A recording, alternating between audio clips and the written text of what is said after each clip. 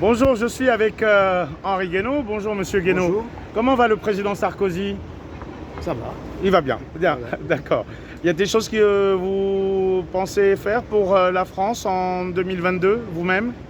On verra. Vous avez bien une petite idée. Non, pour l'instant, Parce qu'il y a beaucoup- il y a- j'observe le chaos général. Il y a beaucoup de Français qui comptent sur vous. Alors ce qui s'est passé Non, aujourd'hui ok. est dramatique. Le président de la République a été malheureusement victime d'une violence physique, c'est ce qu'on appelle une gifle. On a vu vos réactions. Mais est-ce que cela ne s'explique pas, même si c'est inacceptable, par la violence elle-même de ce gouvernement envers son propre peuple? Ça ne peut pas justifier ce genre de geste. Non, ça ne Ça ne justifiera peut pas jamais, justifier ça. mais ça peut s'expliquer éventuellement. Non, je pense qu'il ne faut pas chercher à expliquer. Oui. Le problème là, ça n'est pas ce qui est arrivé à Emmanuel Macron en tant que personne, ce qui est arrivé à une institution, à l'incarnation de la République, de la souveraineté nationale.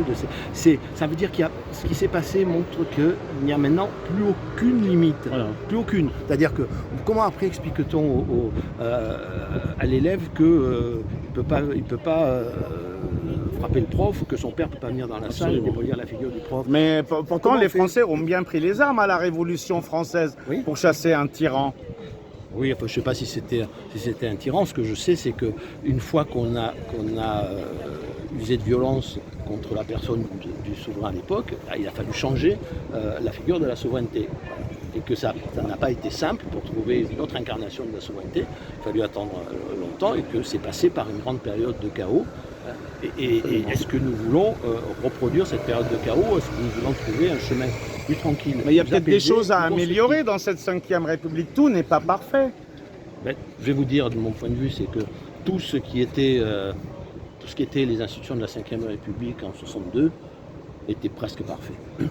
Voilà. Et que depuis, on l'a beaucoup abîmé. Et d'autre part, vous n'arriverez pas à corriger les imperfections des hommes seulement par les institutions. Voilà. Si on met à la tête de l'État des gens qui ne se comportent pas bien, qui ne gouvernent pas bien, eh bien vous serez mal gouverné.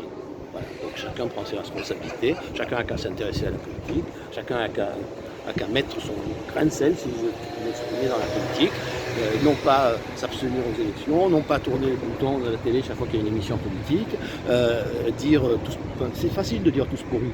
Après, il ne faut pas s'étonner du résultat. Voilà. Eh ben voilà la réponse d'Henri Guénaud. Merci Monsieur Guénaud. Je vous en prie. Voilà, c'était Henri Guénaud qui a bien voulu répondre à ces deux questions. Et je l'en remercie, ce qui n'a pas été le cas d'un grand nombre de députés aujourd'hui qui soit m'ont agressé, comme Nicolas Turquois, soit comme Daniel Obono qui envoie bouler. Voilà. Ici, Paris, Léo Nicolian.